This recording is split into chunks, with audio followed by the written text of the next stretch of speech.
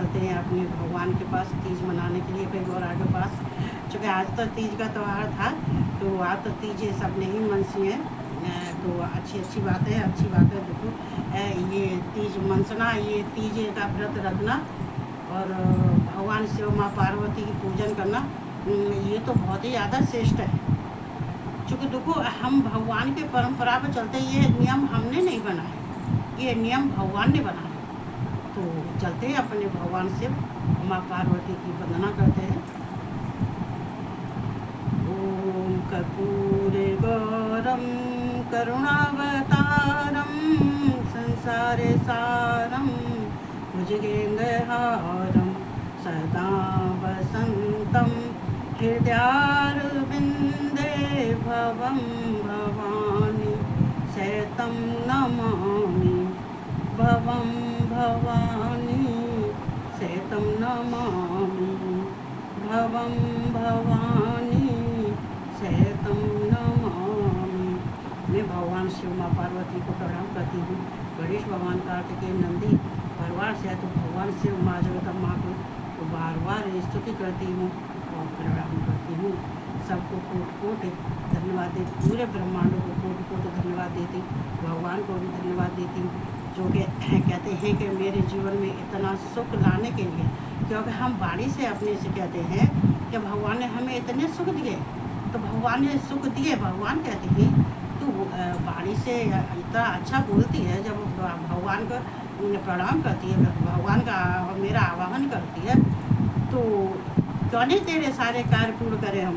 तो हम मेरे सारे कार्य पूर्ण हो रहे हैं और मैं यही भगवान से प्रार्थना करती हूँ। जितने फेसबुक यूट्यूब वाले हैं उनसे भी कहती हूँ कि भगवान की शरण में जाने से हमारे सारे कष्ट, हमारी दरिद्रता, हमारे दुख सारे दूर हो जाते हैं। तो कहते हैं जैसे त्यौहार हम जिस दिन त्यौहार करते हैं उस दिन हमारी ऊर्जा बढ़ जाती है, उस दिन हमारी शक्ति बढ़ जाती है। चूँकि जहाँ संयुक्त पूजा होती है भगवान शिव माँ जगदम्बा की होती है, तो वहाँ ऊर्जा बढ़ जाती है। तो कहते हैं कि आज तो भगवान की कृपा से ऊर्जा बढ़ गई। तो ये क्या होता है, तो पहले ये हमने परंपरा नहीं बनाई।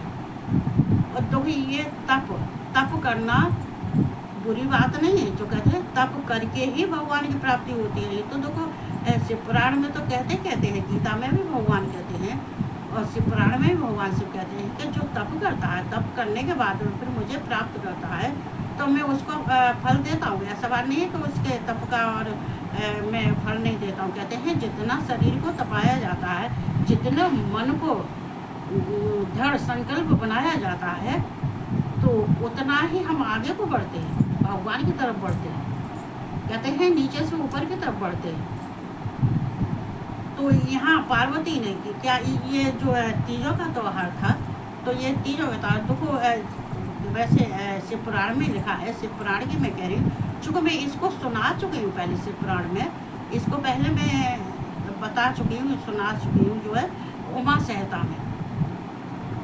सहता में ये शिव पुराण की जो उमा सहता है उसमें मैं सुना चुकी हूँ।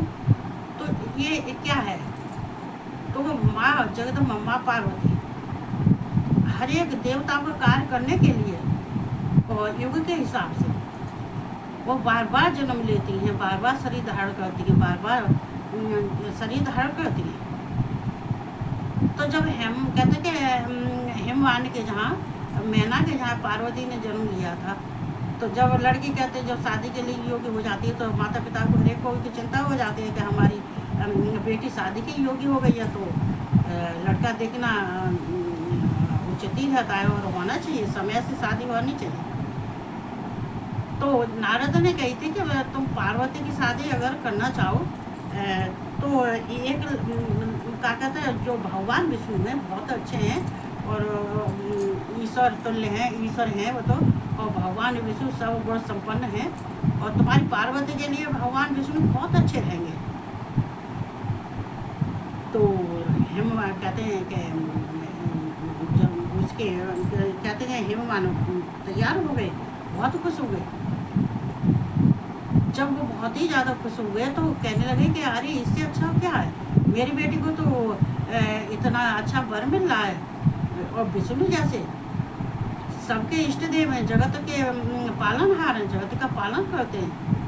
तो विष्णु भगवान के लिए बहुत खुश हुए। तो उन्होंने जब ऐसे खुश होने के बाद में ये बात विष्णु तक पहुँची, लेकिन विष्णु ने कहा था, जब हिमालय ने कहा था कि हम शादी पार्वती की और हम आपसे करेंगे, विष्णु हम आपसे शादी करेंगे, तो विष्णु कह लगे कि देखो ये होना असंभव है, संभव नहीं है, क्योंकि पार्वती हमारे लिए नहीं बनी है, ये तो सती थी, सती ने आपके यहाँ जन्म लिया है, तो ये भगवान शिव की अर्धांगिनी बनेगी और भगवान शिव से ही इनकी शादी होगी।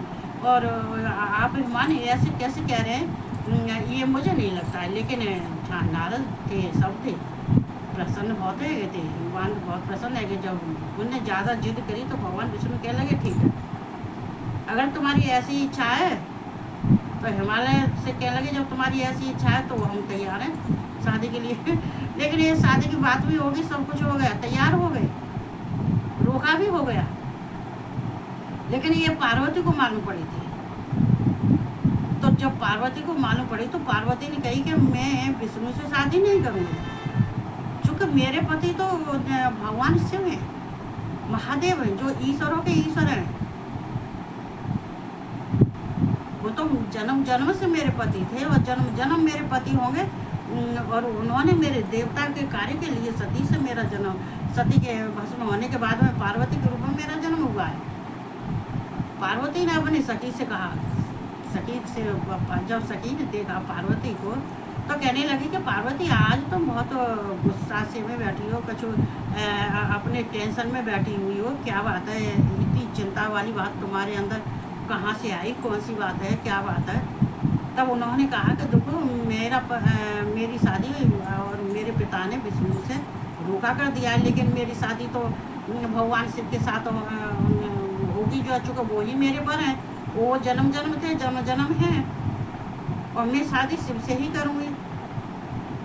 तो पार्वती तो ये यहाँ पे युग के हिसाब से, मनमंत्र के हिसाब से ये कथा अलग अलग है, अलग अलग। उमा सहता में कुछ और है, और ये कोट रुद्र सहता में कुछ और है, लेकिन वो है मतलब कहानी यही है।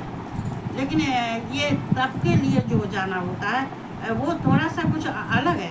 तो यहाँ हरियाली तीज, ये हरियाली तीज जो कहते हर ताल का तीज की ये कहानी एक है भगवान शिव और पार्वती का। यहाँ पे वो तपस्या नहीं है कि ये देवताओं के लिए माँ जो तपस्या करने जाती हैं या और वैसी जो होती है, तो वो एक अलग बात होती है।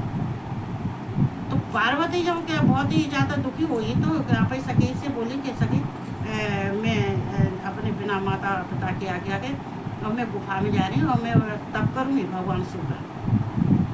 तो माँ पार्वती बिना कहे अपनी सखी के संग गुफा में चली गई थी। एक कहते हैं हिमालय की गुफा थी, वो तो हिमालय था ही था, शैल कहते हैं शैल पर्वत, तो शैल की पुत्री तो थी वे, और शैल पुत्री थी, शैल की पुत्री होने की वजह से वो शैल पुत्री हैं। उनकी जब कहते हैं जब नवदुर्गा की कथा वो आती है, सप्तशती का पाठ आता है, तो पहले शैल पुत्री का है। जब माँ पार्वती उसमें गुफा में चली गई थी दर्शन तप करने के लिए, तो तप करते उन्होंने जल पी के रहने लगी, जल भी छोड़ दिया, फिर वायु पी के रहने लगी, वो भी छोड़ दिया, फिर पत्ते खा के रहने लगी मैं, वो भी छोड़ दिए। जब उन्होंने सब कुछ छोड़ दिया, तप में लग गई थी और इतना भयंकर तप करने लगी कि उनके तप से सब देवता भी परेशान हो गए। जब कहते कि जब हिमालय को मालूम पड़ी थी कि मेरी बेटी कहाँ है, घर में देखा तो कहीं नहीं है, सब जगह उन्होंने ढूंढा तो उनको मालूम पड़ी कि पार्वती तो गुफा में तप कर रही है। तो इधर जो है, लेकिन इतना तप देख के भगवान शिव बहुत प्रसन्न हो गए। भगवान शिव समाधि में बैठे हुए थे, तो उनके वो तो एकदम ऐसे घूमने लगे जैसे कि मान लीजिए कहीं प्रलय हो रही है कि हवा हो रही है, तो उनको मालूम हुआ कि ऐसे कंपन मेरे शरीर के अंदर क्यों हो रहा है, क्योंकि ये तप, तो वो ये तप का बल, देखो शक्ति होती है, ये शक्ति, ये तप की शक्ति इतनी ऊंचाइयां पकड़ जाती है, इतनी शक्ति हमारे अंदर बढ़ जाती है, तप करने से हमारी इतनी ऊर्जा बढ़ जाती है कि वो किसी से बर्दाश्त होने लायक नहीं रहती है। तो भगवान शिव का तप करते करते ये पंचाक्षर मंत्र से ओम नमः शिवाय, ओम नमः शिवाय, ये इसी का उन्हें किया। तो ये ऐसे ओम नमः शिवाय कहने के बाद में तो भोलेनाथ का कोई ठिकाना नहीं रहता है। तो भगवान ने देखा कि ये पार्वती बहुत घनघोर तप कर रही है और जाके देख के आते हैं क्या बात है। तो भगवान शिव आए तो उन्होंने जब देखा था तो कहे पार्वती से कहने लगे कि अरे सुंदरी, तुम कैसे किसका तप कर रही हो, इतना तुम कठोर तप कर रही हो, तुम अच्छे घर आने की दिखाई देती हो और खूब सुंदर भी हो, अच्छी हो, योग्य हो, सब कुछ है, लेकिन फिर ये तप किसके लिए कर रही हो। तो वो कहने लगी कि मैं तप इसलिए करी, मैं महादेव के लिए तप कर रही हूँ, मैं भगवान शिव से शादी करना चाहती हूँ, उनके लिए शादी के लिए अपना तप कर रही हूँ। क्योंकि मेरे पिता ने विष्णु से शादी तय कर दिया, तो मैं विष्णु से शादी नहीं करूँगी, मैं भगवान शिव से ही शादी करूँगी। तो देखो हरे तालका का दिन था, तीज, सावन का महीना बहुत श्रेष्ठ है भगवान से पार्वती के लिए, इसलिए तो श्रेष्ठ है। तो भगवान शिव ने कहा कि अगर तुम्हारी ऐसी इच्छा है कि तुम हमसे शादी करोगे तो पार्वती ऐसा ही होगा और हम तुम्ही से शादी करेंगे। और अब तुम उठ जाओ, तुम्हारा तप बहुत कठोर तप है ये, और तुम्हारा तप पूर्ण हुआ, तुम उठ जाओ। और हमने वचन दे दिया है कि हम तुमसे शादी करेंगे। भगवान शिव को माँ पार्वती को गोदी में लेके उठाया था बड़े सम्मान के साथ में। तो वहाँ पाने के लिए तो भगवान शिव का तो माँ पार्वती की जब आए थे हिमालय कहने लगे कि अरे, जब उन्होंने ढूंढा तो सती ने बताया कि पार्वती तो तप कर रही है। कहाँ? गुफा में। अरे क्यों कर रही है गुफा में, ऐसी क्या बात होगी, बिना और हमारे बिना कहीं भी पार्वती तप कर रही है, किसके लिए तप कर रही है, किस कारण तप कर रही है। तब उन्हों को मालूम पड़ा था कि जो आए थे, जब देखने को आए थे तो उन्होंने पार्वती से पूछा। पार्वती ने कही कि पिताजी, मैं शादी में भगवान शिव के लिए मैं तप कर रही हूँ और मैं चूँकि भगवान शिव की ही अर्धांगिनी हूँ और उन्हीं से मैं शादी करूँगी, मैं विष्णु से शादी नहीं करूँगी। हिमालय ने कहा कि अरे, तुम जब इतनी बात थी तो तुम हमसे कह देती थी, हम तुम्हारी बिना मर्जी की शादी की तो नहीं करते जो है। तो ठीक है, तुम्हारी ऐसी इच्छा है तो हम तुम्हारी शिव से ही शादी करेंगे और चलो उठो। तब फिर मैं उठ के गई। फिर हिमालय की जब पार्वती शादी शिव से हुई थी तो पहला त्योहार ये तीज ही पड़ा था। तीज किसका होता है? तीज माँ पार्वती के लिए। ये तीज का महीना, ये सरस्वती के पाठ में माँ पार्वती की, माँ दुर्गा की सवारी तीज वाले दिन निकलती है। ये चैत्र मास में जो नवदुर्गा चलते हैं तो उसमें तीज के लिए। और फिर उन्होंने जब सती ने भी जो व्रत किए थे वो भी उन्होंने हरे तालका से ही शुरू किए थे। तो इसी शिवरात्रि से इसी तीज से उन्होंने व्रत किए थे। तो जब शादी होने के बाद जब कैलाश गई थी पार्वती तो उन्होंने ये व्रत रखा था, शंकर जी से मतलब उनसे वर प्राप्त किया था और भगवान शिव के साथ बैठ के उनके पूजन किया था। अब तो देखो हम गौर पूज लेते हैं, लेकिन हाँ, माता ने भी गौर पूजी थी। ये गौर की परंपरा तब से चली आ रही है। तो लेकिन फिर भी भगवान शिव के पूजन करने से फिर उन्होंने कहते हैं ये सौभाग्य प्राप्त होता है। कहते हैं अपने पति की आय के लिए ये करती हैं, अपने खुशी के लिए, अपने सुख के लिए, सुख संपन्न होने के लिए ये व्रत करती हैं स्त्रियाँ। तो क्यों करती हैं? ये अपने पति की लंबी आय के लिए करती हैं।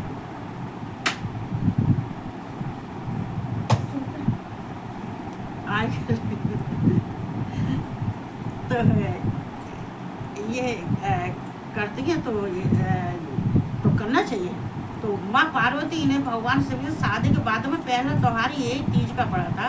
तो माँ ने तीज, तब से ये तीज का त्योहार चला आ रहा है और सब अपने अपने सुहाग के लिए और अपने सुहाग की पति की लंबी आय के लिए और अपने जो है सुखी संपन्न जीवन बिताने के लिए। और दोनों को कहते हैं एक ता रहने के लिए ये व्रत स्त्रियों के लिए कहा जाता है। तो ये हरितालिका का तीज, तो ये आज का व्रत बहुत शुभ व्रत होता है और बहुत अच्छा होता है। देखो वरदान तो हम मांगते हैं और भगवान वरदान देते हैं, माता भी वरदान देती हैं, पर माँ कहती हैं कि मैं जो जिस कार्य को कर रही हूँ उस कार्य को अपनाने से सब दुख दर्द सब दूर हो जाते हैं।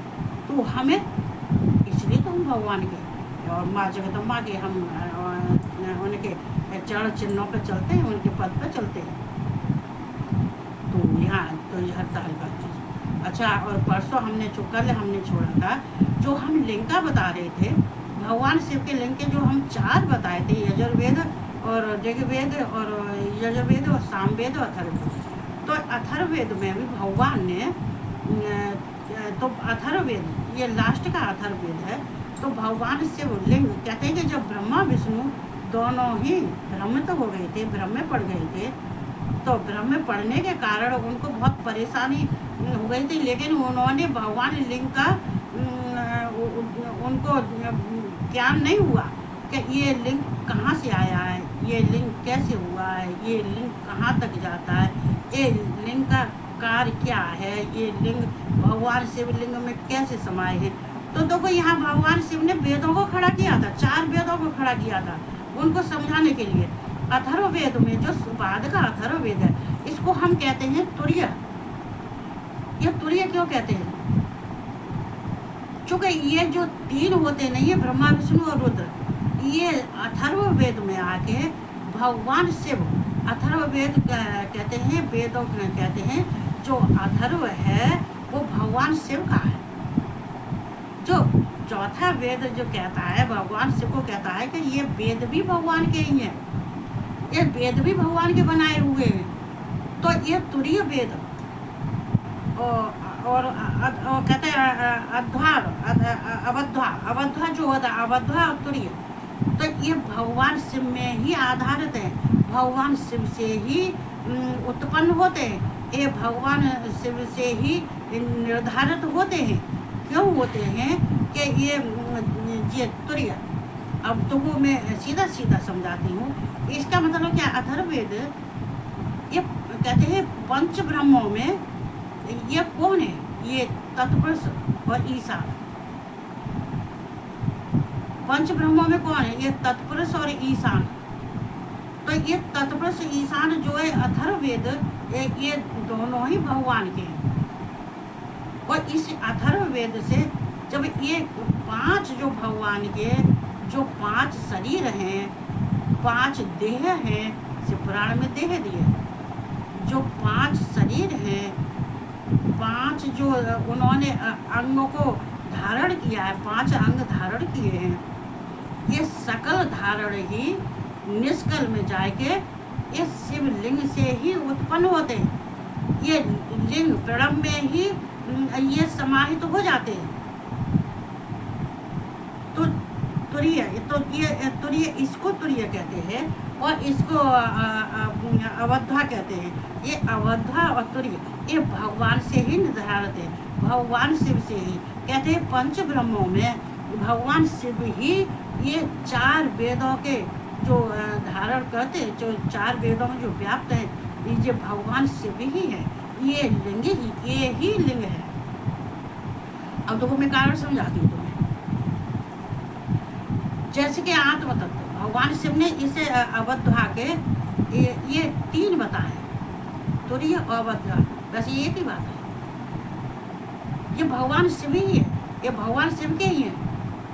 भगवान शिव के कौन? ब्रह्मा विष्णु और रुद्र। ये तुरीय किनके? ये भगवान शिव के। ये अवध्वा, अवध्वा के 3, शिव तत्व और विद्या तत्व और आत्म तत्व। ये शिव तत्व ही अथर्ववेद है, ये शिव तत्व ही लिंग है, ये नाद ही, ये बिंदु, उसके कहते तुरीय के बाद में, 3 के बाद में,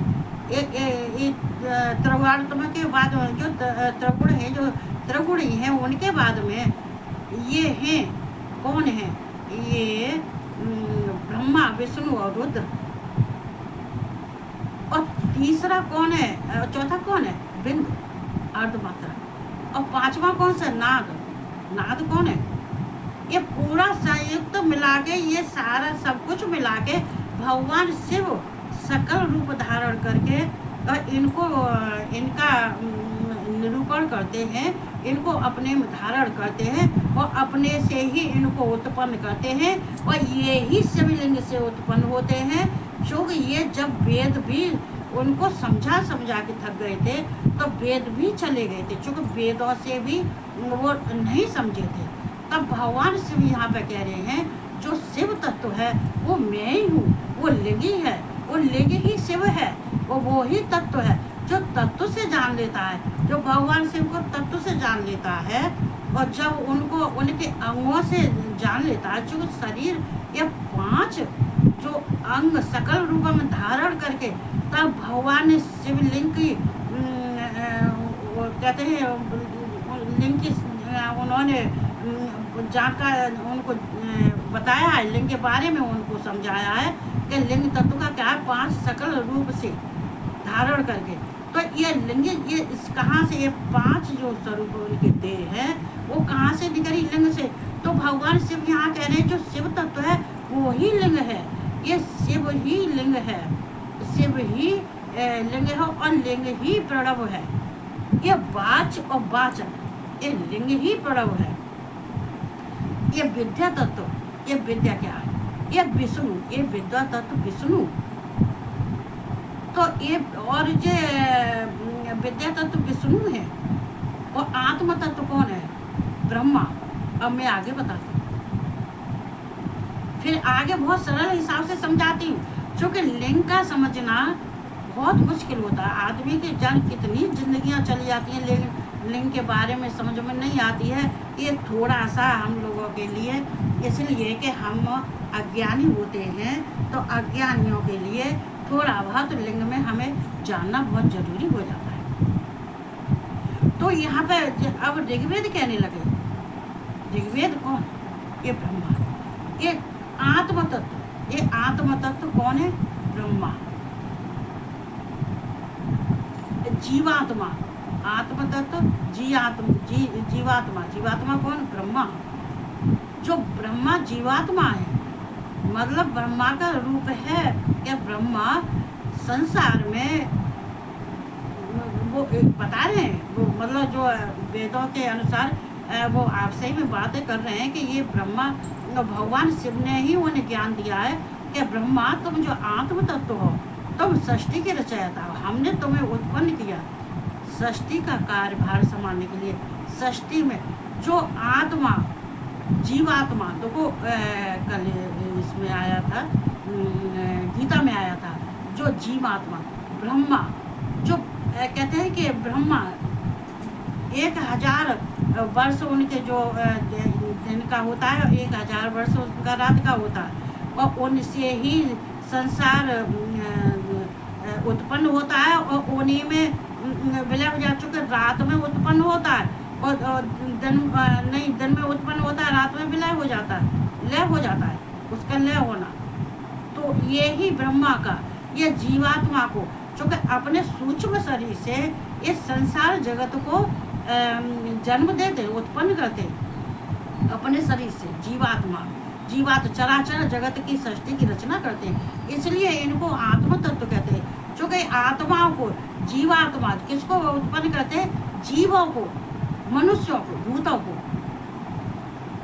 ये मानो मनुष्यों को, भूत कौन होते हैं? मनुष्य होते हैं। जीवात्मा कौन होते हैं? जो जीव होते हैं, जो ब्रह्म की आत्मा से उत्पन्न होते हैं। तो ये जीवात्मा, तो ये आत्मा, ब्रह्म आत्मा, ये विद्या। तो विष्णु कहते हैं कि ये विद्या तो मैं हूँ, जो हूँ कि मैं संसार का पालन करता हूँ, संसार में स्थित रहता हूँ, संसार को विद्या का ज्ञान देता हूँ, संसार को अंधकार से उनको उठाता हूँ, उनका अंधकार खत्म करता हूँ। किससे? विद्या से। और मैं संसार का पालन करता हूँ, मैं स्थित रहता हूँ, और मैं जल से, भगवान विष्णु का ये रूप जल है, स्थित है, तो जल रूप है। तो कहते भगवान विष्णु कह रहे हैं कि तुम जब सृष्टि की रचना करते हो, भूत आत्मा को तुम उत्पन्न करते हो, ब्रह्मा तो मैं जीवात्मा को मैं उनका पालन करता हूँ, क्यों पालन करता हूँ? कि उनको जितने ही ज्ञान है, विद्या है, ज्ञान है, वेदों का ज्ञान है, वो सब मैं देता हूँ। और जल के बिंदु आदमी नहीं रह सकता, तो जल तो मैं ही हूँ। तो मैं सब प्राणियों के लिए जल की व्यवस्था करता हूँ, मैं सबको जल देता हूँ, सब प्राणियों को मैं संसार में देखता हूँ, उनका पालन करता हूँ। तो यहाँ रुद्र कहने लगे, तीसरे कौन है? ये सामवेद। ये कौन है? सामवेद। ये शिव तत्व है, इनको शिव तत्व समझो। तो ये कहने लगे, सामवेद कहने लगे, तो मेरा कार्य ये होता है कि जो तुम सब दोनों करते हो, ब्रह्मा विष्णु तुम करते हो, तो मैं उनमें तुम्हारे सहायक बनता हूँ, मैं तुम्हारी सहायता करता हूँ, मैं मदद करता हूँ। तुम्हारे कार्यों को संभालने के लिए मैं अपने लिए अपना सारा अस्तित्व तुम्हें देता हूँ। और शिव का भार, जो शिव ने मुझे बताया, जो शिव का कार्य है, वो मैं तुम दोनों के लिए करता हूँ, तुम दोनों की मैं मदद करता हूँ, सहायता करता हूँ। फिर अथर्ववेद कहते हैं कि तुम सब जब थे, जब हमने तुम्हें देखा था, ब्रह्मा विष्णु जब हमने तुम्हें देखा था, तो रजोगुण में तुम थे, रजोगुण में व्याप्त थे, रजोगुण से तुम भ्रमित हो रहे थे। क्योंकि उस समय, जिस समय तुम भ्रमित हो रहे थे, उस समय रजोगुण था। तमोगुणी और रजोगुणी ये तो भ्रमित होते हैं, सतोगुणी भ्रमित नहीं होता। सतोगुणी अपने सत्य से, अपने अच्छे कर्मों से, धर्म के मार्ग पर चलने से वो अपना निर्णय स्वयं करता है, और फिर उसके जो करता है वो सब कुछ सही करता है, उसके कोई बाधा और नियम नहीं होते। वो सब जो कुछ करता है वो सत्यता के आधार पर करता है, सत्य के आधार पर करता है। लेकिन जो रजोगुणी तमोगुणी होते हैं, वो सारे विपरीत कार्य करते हैं, उनकी बुद्धि भ्रमित हो जाती है। तो भगवान शिव कह रहे हैं, अथर्ववेद में जाके भगवान शिव कह रहे हैं कि विष्णु और ब्रह्मा, हमने लिंग क्यों स्थापित किया? वो लिंग प्रणव है, वो लिंग हम ही है, वो कोई लिंग कोई और दूसरा नहीं है। हमने इसलिए रूप धारण किया था, इसलिए हमने लिंग का किया था कि आकार, ओकार और मध्य में हम थे, लेकिन तुम नहीं जान सके, तुमने हमें नहीं पहचाना। क्यों नहीं पहचाना? तुमने हमारे ओमकार शब्द को भी नहीं पहचाना। हमने जो ओम शब्द का उच्चारण हो रहा था, और नाद सहित इतनी तेज धुन थी कि वो कहते हैं आकार से भी थी, उकार से भी थी, और मध्य में से थी, लेकिन तुम फिर भी नहीं पहचान सके। क्यों नहीं पहचान सके? कि तुम तब रजोगुणी थे, तुम रजोगुण में जाके भ्रमित हो रहे थे, रजोगुण से भ्रमित हो रहे थे। तो तुम्हें कुछ तुम दोनों का झगड़ा इतना बढ़ गया था रजोगुण की वजह से, कि इतना झगड़ा बढ़ गया कि तुम्हारा झगड़ा मिटाने के लिए और हमने लिंग का रूप धारण किया। और अब भगवान अब उनको समझा रहे हैं कि तुम जो भ्रमित हो रहे थे, तो अब मैं तुमको समझाता हूँ कि मैं शिव ही लिंग हूँ, और लिंग ही ओम है। और ओम से जो धुन निकलती है, जो प्रणव से धुन निकलती है, तो उसमें ब्रह्मा तो मेरे दक्षिण, तुम मेरे दाएं हाथ से उत्पन्न हुए हो, मैंने तुम्हें उत्पन्न किया, और बाएं हाथ से मैंने विष्णु को उत्पन्न किया, और हृदय से मैंने रुद्र को उत्पन्न किया है। कहाँ से किया है? वो प्रणव से किया है मैंने, ये लिंग से किया है, ये प्रणव से किया है, ये लिंग ही प्रणव है। ये सकल और निष्कल भगवान के दो रूप हैं। तो भगवान कहते हैं कि मैं निर्गुण निराकार, मैं निराकार स्वरूप में रहता हूँ, मेरा वास निराकार स्वरूप में है। बेशक तो मूर्ति की पूजा कर लो, मेरा स्वरूप तो निराकार में है, और मैं निराकार में रहता हूँ। तो ब्रह्मा, हमने तुम्हें इसलिए उत्पन्न और विष्णु किया था कि तुम्हें संसार का कार्यभार सौंपने के लिए हमने इसी लिंग से तुमको उत्पन्न किया था। तो वो लिंग का भी हम तुम्हें बताते हैं, क्योंकि ये वेद, ये तुमको ये वेद ही समझा सकते हैं। आगे भगवान शिव ने कहा, वेद तुम्हें छोड़ के चले गए थे, लेकिन फिर भी वेद ही तुम्हें समझाने आएंगे, वेद ही तुम्हें समझाएंगे ये शिव तत्व क्या है और आत्म तत्व क्या है और विद्या तत्व क्या है, ये वेद तुमको बताएंगे सारा।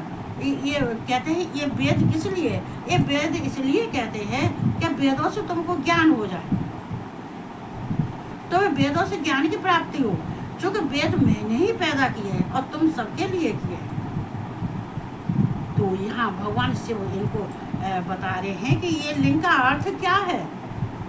जैसे तीजों का अर्थ क्या है, तीजों सब स्त्रियाँ, तीज माई हमारी बहना भाभियाँ माँ और जितनी हैं बहू बेटियाँ हैं, तो ये तीज किस लिए मनसती हैं, तो यही कारण ये भगवान माँ पार्वती से है, भगवान शिव पार्वती से है। तो यही लिंग भगवान विष्णु और ब्रह्मा इन दोनों को लिए, इनको पहचान कराने के लिए इन भगवान ने 4 वेदों को खड़ा किया था। लेकिन उनको रजोगुण में रहने, रजोगुणी होने की वजह से उनको वेद भी नहीं समझा पाए, वेद भी थक गए, वेद भी हार गए, और हारने के बाद में वो ऐसे ही उनको छोड़ के चले गए।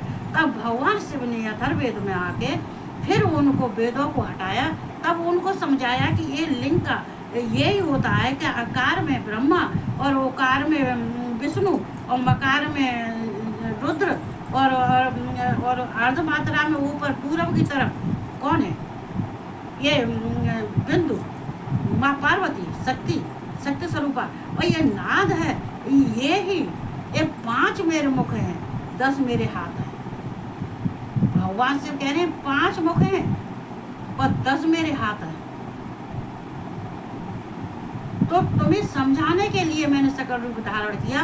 वैसे मैं निराकार रूप में रहता हूँ, मेरा कोई आकार नहीं है, मेरा कोई रंग नहीं है, न कोई आकार है, निराकार हूँ और सब जगह विद्यमान हूँ। मैं सर्वेश्वर हूँ,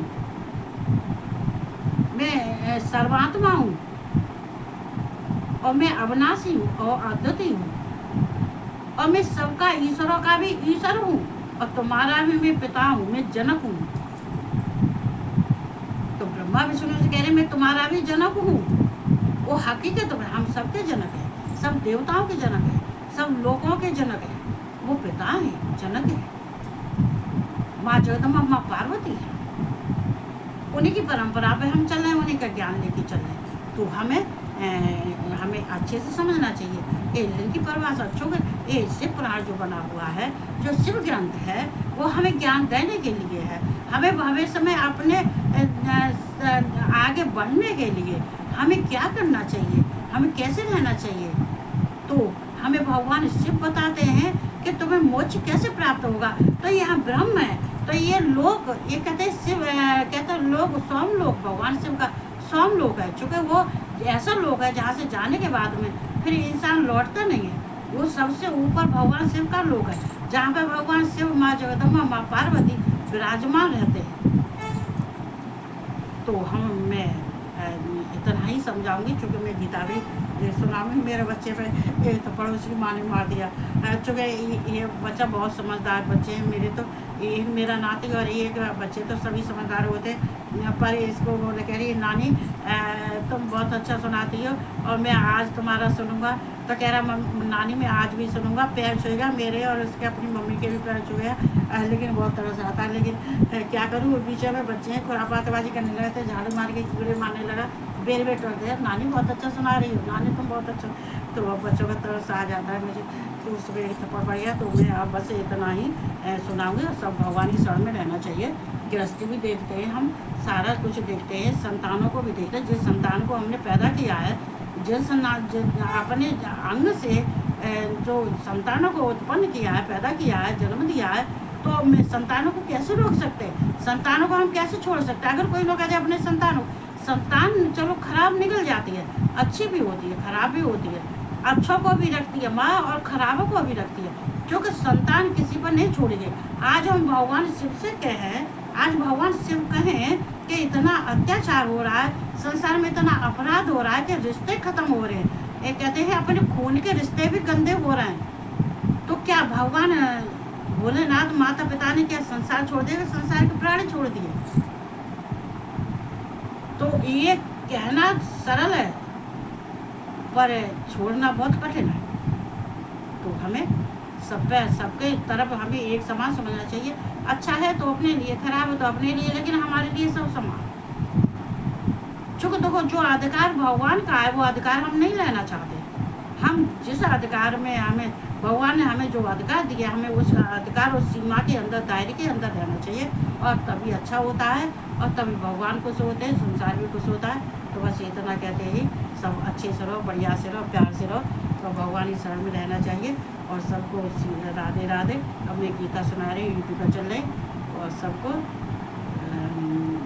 गुड नाइट।